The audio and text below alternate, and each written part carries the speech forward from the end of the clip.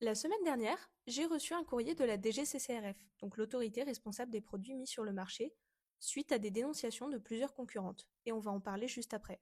Le problème, selon les consoeurs en question, mes produits sont interdits et dangereux car ils imitent des aliments. Et l'une d'elles est même allée jusqu'à faire des vidéos sur le sujet, vidéos que j'ai signalées et qui ont été retirées depuis. Et oui, parce que la diffamation c'est interdit, apparemment elle n'était pas au courant. Mais l'énergie que mettent certains à critiquer les autres au lieu de s'occuper de leur propre entreprise m'étonnera toujours. Si on lit mot pour mot le nouveau texte européen, voici ce qui est écrit.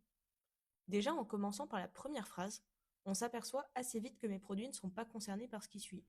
Parce que, faut être honnête, personne ne pourrait raisonnablement confondre ça avec ça, ou encore ça avec ça. En plus de ça, l'étiquette mentionne clairement ce que c'est, donc un fondant parfumé, que ça ne doit pas être laissé à la portée des enfants, et j'y ai en plus ajouté une mention produit parfumé ne pas ingérer avec un pictogramme qui à mon sens est assez clair. Et aux surprises, c'est aussi l'avis qu'a eu la DGCCRF, parce qu'après avoir passé tout mon site au peigne fin, la seule chose qui m'a été reprochée dans ce courrier, c'est d'avoir oublié la mention d'un formulaire de rétractation dans mes conditions générales de vente. Moralité, pour faire grandir son projet et faire évoluer son entreprise, je pense qu'il est plus judicieux de chercher à s'améliorer soi-même que de critiquer les autres, surtout quand on a tort. Et vous, vous pensez quoi de la situation? Vous auriez réagi comment à ma place?